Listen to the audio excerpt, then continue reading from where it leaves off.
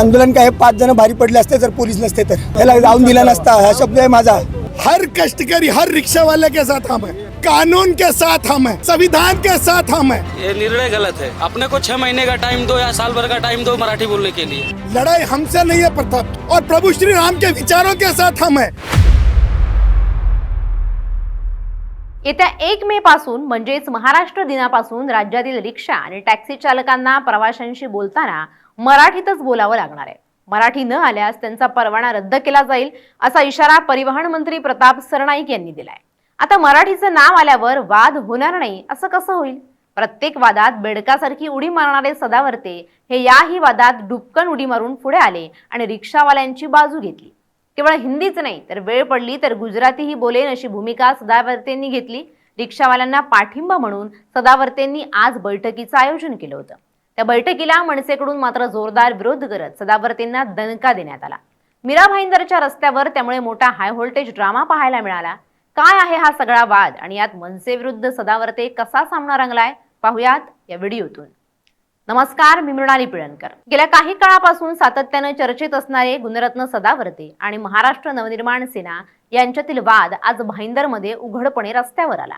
भाईंदर पूर्वेकडील new golden nest परिसरात आयोजित करण्यात आलेल्या ऑटो रिक्षा युनियनच्या बैठकीत मनसे कार्यकर्त्यांनी जोरदार घोषणाबाजी करत सदावर्ते यांच्या विरोधात निदर्शनं केली। त्यामुळे परिसरात काही काळ प्रचंड तणावाचं वातावरण निर्माण झालं होतं। अखेर पोलिसांनी हस्तक्षेप करत मनसैनिकांना ताब्यात घेतलं आणि परिस्थिती नियंत्रणात आणली।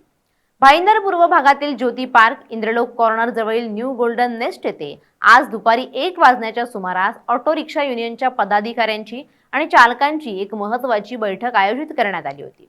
या बैठकीचं मुख्य आकर्षण आणि मार्गदर्शक म्हणून डॉक्टर ॲडव्होकेट गुणरत्न सदावर्ते उपस्थित राहणार होते। सदावर्ते यांनी अलीकडच्या काळात एसटी कामगारांनंतर आता रिक्षा चालकांच्या प्रश्नांवर लक्ष केंद्रित करण्यास सुरुवात केली।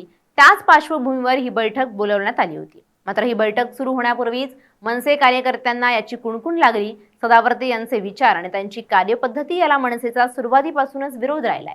जैसेही सदावर्ते यांचं कार्यक्रमस्थळी आगमन झालं तसं आधीच दबा धरून बसलेल्या मनसेच्या शेकडो कार्यकर्त्यांनी सदावर्ते गो बॅक आणि राजसाहेब ठाकरे यांचा विजय असो अशा घोषणा द्यायला सुरुवात केली। या भारतीय जनता पार्टीचा कुत्रा आहे, यांना देवेंद्र फडणवीसचा पाठिंबा आहे। तुम्ही पाहिल्यानंतर मिरावडला आल्यानंतर तो नरेंद्र मेहता त्यालाही मराठी माणसांचं वावडं आहे अशा लोकांच्या ऑफिसला गेलेला, म्हणजे यात त्यांची युती आहे आणि या कुत्र्याला पाठिंबा हा भारतीय जनता पार्टी सरकारचा।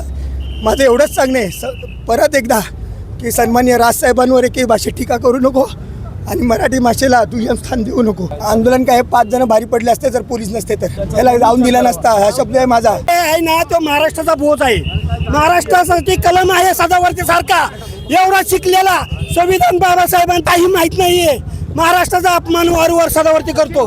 माननीय राजसाहेबांचा अपमान वारंवार सदावर्ते करतो। ज्या राज्यामध्ये 40 वर्ष 80 वर्ष हे लोक जर राहतात आणि या राज्याची जर भाषा येत नाही, केरळ आंध्रामध्ये गुजरातमध्ये गुजराती भाषा बोलली जाते, मग महाराष्ट्रामध्ये मराठी भाषा बोलायला यांना मला हेच सांगणं आहे की ह्या लोकांनी त्यांच्या राज्यामध्ये आमची भाषा खपवून घेतात का? आम्ही आंध्रामध्ये जातो तर तिथं आम्हाला मराठीमध्ये जर आम्ही बोललो तर हे लोक बोलतील का आमच्याशी? मनसे कार्यकर्त्यांचा आक्रमक पवित्रा पाहून सदावर्ते समर्थक आणि युनियनचे पदाधिकारी देखील आक्रमक झाले। दोन्ही बाजूंनी एकमेकांविरोधात घोषणाबाजी सुरू झाल्यानं न्यू गोल्डन नेस्टचा परिसर राजकीय आखाडा बनला होता। मनसे कार्यकर्त्यांनी सदावर्ते यांच्या विरोधात प्रचंड रोष व्यक्त केला। स्थानिक रिक्षा चालकांमध्ये फूट पाडण्याचं आणि राजकीय पोळी भाजण्याचं काम सदावर्ते करतायत असा आरोप मनसेच्या स्थानिक नेत्यांनी यावेळी केला। या राड्यामुळे परिसरातील वाहतूक काही काळ विस्कळीत झाली होती। बैठकीच्या ठिकाणी मोठ्या प्रमाणात गर्दी जमल्यानं आणि घोषणाबाजीमुळे तणाव वाढत गेल्यानं स्थानिक नागरिक आणि व्यापाऱ्यांमध्ये भीतीचं वातावरण पसरलं होतं। स्थिती हाताबाहेर जात असल्याचं लक्षात येताच भाईंदर पोलिसांनी तात्काळ अतिरिक्त कुमक मागवली। पोलिसांनी सुरुवातीला मनसे कार्यकर्त्यांना शांत राहण्याचं आवाहन केलं, परंतु कार्यकर्ते ऐकण्याच्या मनस्थितीत नव्हते। अखेर पोलिसांनी बळाचा वापर करत घोषणाबाजी करणाऱ्या मनसे सैनिकांना ताब्यात घेतलं आणि त्यांना पोलीस व्हॅनमध्ये घालून पोलीस ठाण्यात नेलं। पोलिसांनी परिस्थिती सांभाळली नसती तर दोन्ही गटात हाणामारी होण्याची दाट शक्यता होती। या सर्व राड्यानंतर गुणरत्न सदावर्ते यांनी आपली प्रतिक्रिया व्यक्त केली। आम्ही रिक्षा चालकांच्या न्याय हक्कासाठी आणि त्यांच्या कष्टकऱ्यांच्या प्रश्नांसाठी एकत्र आलो आहोत।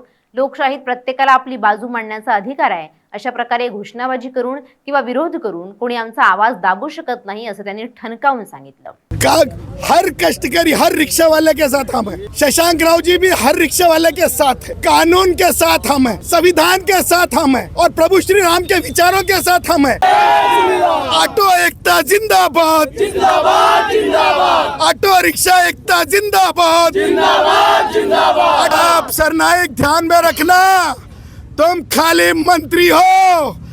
जब उद्धव की सरकार थी उस समय हम कष्टकरियों के लिए जो है 17 दिन चल रहे, वो संघर्ष है हमारे इतिहास में। टेंडर वाला संघर्ष और टेंडर वाली आजादी नहीं, हमारे इतिहास में आजादी जो है लड़ना है, संविधान से लड़ना है, प्रभु श्री राम के विचारों से लड़ना है, दत्तोपंत ठेंगड़ी के विचारों से लड़ना है। 4 तारीख यानी 28 तारीख तक डिसीजन लेने का कानून में तो प्रावधान ही नहीं है, फिर भी कानून की मालूमात नहीं है तो मालूमात लेने का, और 28 तारीख को बोलने का कि किसी को भाषा के नाम पे प्रताड़ित नहीं किया जाएगा, ये ध्यान में रखने का। नहीं तो ये शक्ति तुम्हें तुम्हारे वो मुकाम तक पहुंचाएगी। तुम कहते हो ना मैं रिक्शा वाला था, बुर्जी वाला था, फिर से ये बोलना पड़ेगा मैं रिक्शा वाला हूँ और बुर्जी वाला हूँ। त्यांनी रिक्षा चालकांशी मराठीच्या मुद्द्यावर जसं की आरटीओचे नियम, परवाना शुल्क